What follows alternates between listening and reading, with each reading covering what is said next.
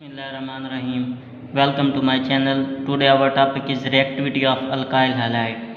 Alkyl halide हमारे पास जो हैं वो डिफरेंट है, alkyl fluoride, alkyl chloride, alkyl bromide, alkyl iodide. तो इनके अंदर सबसे ज़्यादा रिएक्टिव कौन सा है इसको हम देखेंगे। हमारे पास दो क्राइटेरिया हैं जिसकी बुनियाद पर हम इनकी रिएक्टिविटी की बात करते हैं। सबसे पहला क्राइटेरिया जो है वो क्या है, बॉन्ड एनर्जी है। बॉन्ड एनर्जी क्या होती है कि जब हमारे पास किसी एटम को हम किसी मालिक्यूल को तोड़ते हैं तो उसके अंदर जो बॉन्ड ब्रेकिंग होती है उसके लिए रिक्वायर्ड एनर्जी को हम बॉन्ड एनर्जी बोलते हैं। मतलब क्लोरीन और फ्लोरीन अल्काइल ब्रोमाइड के दरमियान जो बॉन्ड एनर्जी है इसको तोड़ने के लिए हमें कितनी एनर्जी रिक्वायर्ड है, 467 किलो जॉल पर मोल। ठीक है, तो इसे हम बॉन्ड एनर्जी बोलते हैं। तो बॉन्ड एनर्जी की बुनियाद पर हम रिएक्टिविटी ऑफ अल्काइल हैलाइड की बात करते हैं। तो याद रखें कि जिसकी जितनी ज़्यादा बॉन्ड एनर्जी होगी वो उतना कम रिएक्टिव होगा, और जिसकी जितनी कम बॉन्ड एनर्जी होगी वो उतना ज़्यादा रिएक्टिव होगा। इस पॉइंट के लिहाज से अगर हम ये देखें तो अल्काइल फ्लोराइड की बॉन्ड एनर्जी 467 किलो जॉल पर मोल है, अल्काइल क्लोराइड की जो है वो 346 किलो जॉल पर मोल है, अल्काइल ब्रोमाइड की 290 किलो जॉल पर मोल है, और अल्काइल आयोडाइड की 228 किलो जॉल पर मोल है।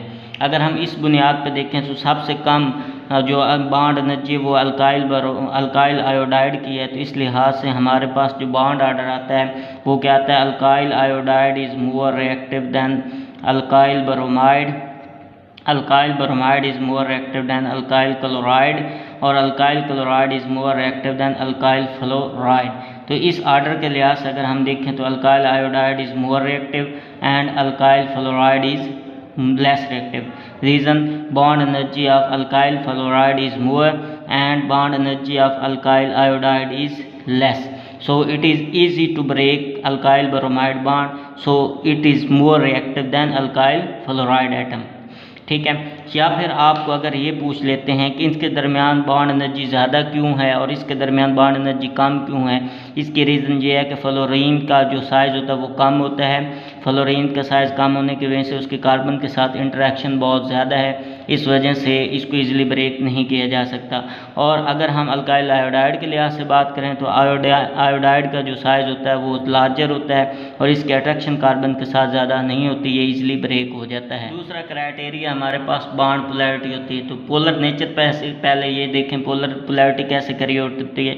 जब दो एटम आपस में जो बॉन्ड बना रहे हैं उनके दरमियान जो इलेक्ट्रोनेगेटिविटी का डिफरेंस होता है वो जितना ज़्यादा डिफरेंस होगा वो उतना ज़्यादा पोलर होगा। ठीक है, तो इसको समझने के लिए हम सबसे पहले मुख्तलिफ एटम की इलेक्ट्रोनेगेटिविटी को देख लेते हैं। फ्लोरीन की electronegativity according to Pauling scale क्या होती है, 4.0 होती है, क्लोरीन की 3.0 होती है, ब्रोमीन की 2.8 होती है, आयोडीन की 2.5 होती है। अब कार्बन जी की इलेक्ट्रोनेगेटिविटी जो होती है वो 2.5 होती है। अगर हम इनका डिफरेंस देखें तो कार्बन के में से इसको अगर हम माइनस कर देते हैं तो ये हमारे पास 1.5 आ जाएगा। ठीक है, इसमें से अगर इसको हम माइनस करते हैं तो ये हमारे पास 0.5 आ जाएगा। इसमें से अगर हम माइनस करते हैं तो ये हमारे पास 0.3 आ जाएगा, और अगर इसको देखें तो ये 2.5 ही है तो यहाँ पे 0.0 आ जाएगा।